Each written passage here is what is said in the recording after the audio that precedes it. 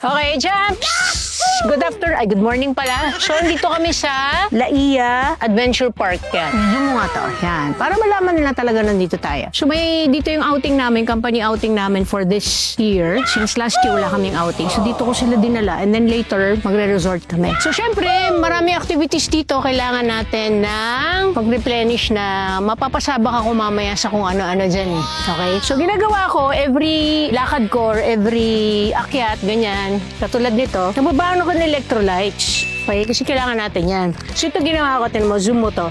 So, naglagay na ako sa sachet nung 1818 tsaka 1/2 formulation nung electrolytes namin. Ito na, powder form. Timplado na yan. So, gagawin ko dyan. So, meron ditong 3 days kasi kami. So, 4 yan.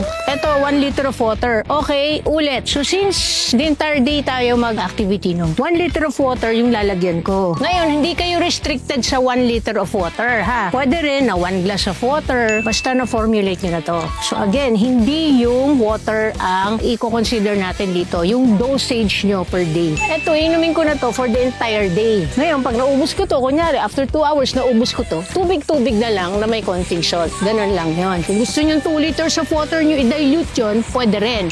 Pwedeng 3 liters of water, pwede rin. Bahala kayo. O 1 glass of water, pwede rin. Bahala kayo kung paano nyo siya inumin. So, malinaw na yun, ha? Yun lang, sinasabi ko na kailangan nyo ng electrolytes talaga on a daily basis pag nakakito o low carb kayo. So, in this case, ako 1 liter of water. Alog-alog lang. Medyo matagal yung aalogin kasi kailangan ma-dissolve yung mga granules. Okay? So, ito baon natin. Diba may water drops kami? O, pwede nyo rin lagyan yon ng water drops para may flavor ng konti.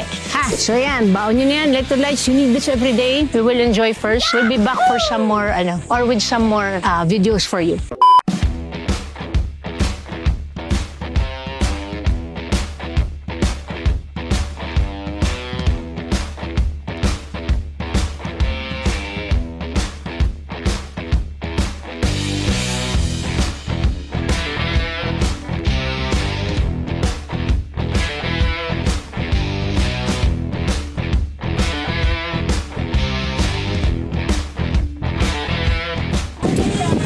Boring! Boring! Ano masasabi niyo to? Ano masasabi niyo to? Boring!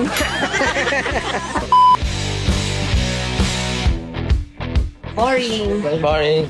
Boring? Sino ka?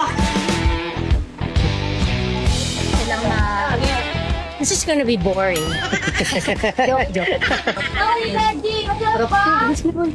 Ngayon mga kasama ko, mga Gen Z, Millennial. Hi po! Gaway-gaway! Ay, may isa pa ng Gen X yun sa likod. Yay! Ano? Yes.